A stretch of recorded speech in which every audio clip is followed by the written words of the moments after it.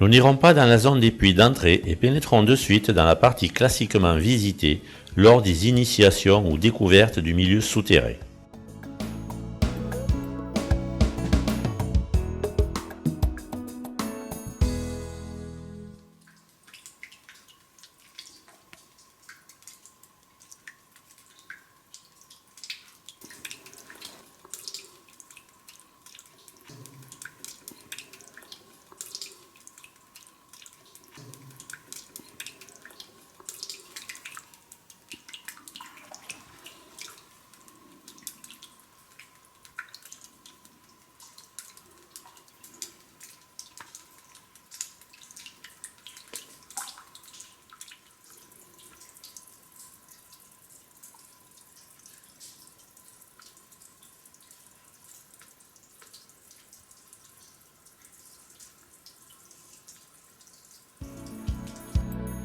Nous pénétrons dans la galerie dite des ours, longue de près d'1 kilomètre, relativement plate et de belles sections.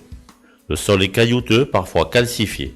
Après 60 mètres, un méandre en baïonnette donne accès à une belle galerie, comportant plusieurs piliers stalagmitiques. Le porche que l'on franchit à l'entrée de la grotte est le résultat de l'érosion de la surface du massif, mettant simplement à nu la galerie. Elle se poursuit à l'opposé de celle où nous sommes, sur près de 300 mètres, avec 2 puits à moins 20 mètres. Le côté que nous parcourons a subi une petite exploitation des phosphates comme engrais à partir de la multitude d'ossements d'ours empilés dans cette galerie pendant des millénaires, en particulier dans un vaste creux appelé la fosse aux ours.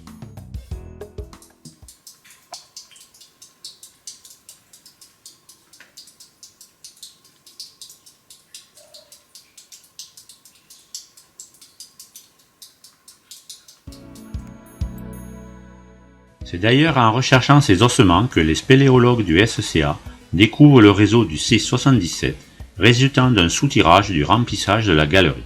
Cette zone de chatière descendante largement boueuse ouvre sur des puits atteignant le point bas de la cavité à moins 90 mètres.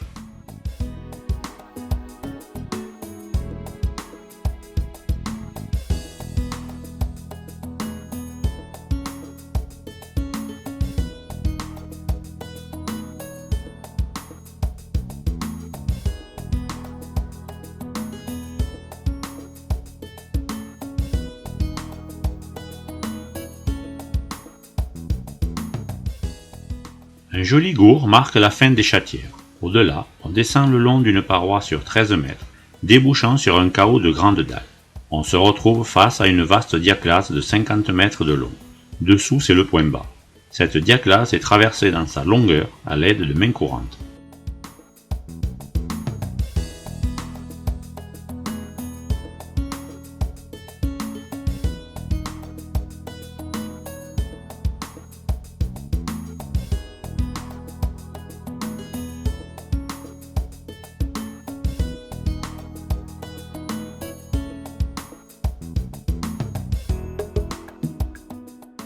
Après avoir franchi un dernier ressaut, on atteint la salle terminale. Là, en levant la tête, on aperçoit un trou dans le plafond à 25 mètres de haut. Une corde en pan qu'il faut grimper. C'est en 1992 que cette salle a été escaladée par Henri Guillet. D'abord par la droite, puis transversalement vers la gauche, en spitant. Un pendule lui permettait alors de finir l'escalade dans une cheminée, d'où sortait un écoulement repéré d'en bas. C'est un peu plus tard que le trou par où l'on passe a été équipé, permettant un accès direct plein vide. On pénètre ainsi dans le réseau de la lévitation en remontant toute une série de coulées aidées par des mains courantes. Un passage en corniche et l'on trouve une courte galerie richement concrétionnée.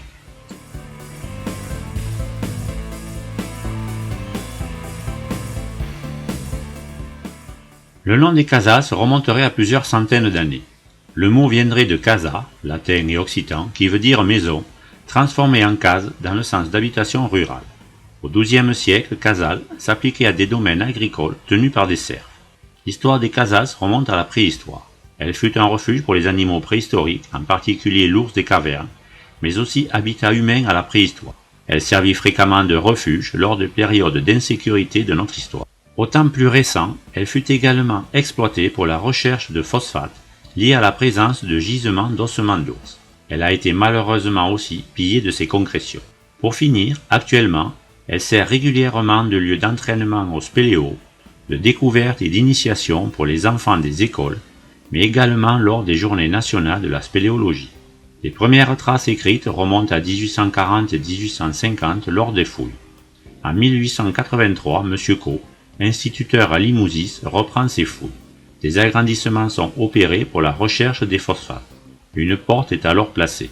Le Spéléo-Club de l'Aude s'y intéresse dès 1935. De 1975 à 1977, des travaux sont menés, jonction avec Casas 2 et découverte du réseau C77. Pour finir, en 1992, découverte de la lévitation. L'occupation préhistorique de la grotte est signalée au début du siècle par Georges Sicard. Le musée de Carcassonne possède alors des poteries, des silex et des pierres polies provenant de la cavité. Les premiers archéologues et explorateurs pratiquèrent quelques sondages dans les niveaux les plus récents, livrant des mobiliers de la fin de l'âge du bronze, du deuxième âge du fer et du bas empire, en particulier des céramiques.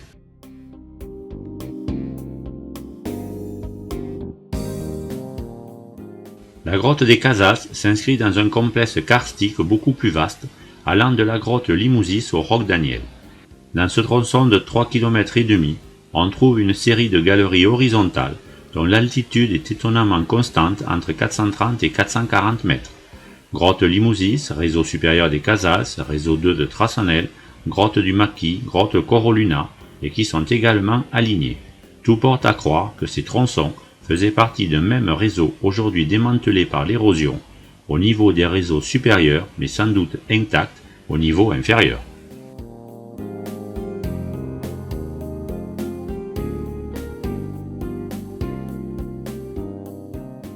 Une fois redescendu le P25, longé la grande diaclasse par les mains courantes, il ne nous reste plus qu'à remonter le P13 pour retrouver les chatières boueuses et la sortie.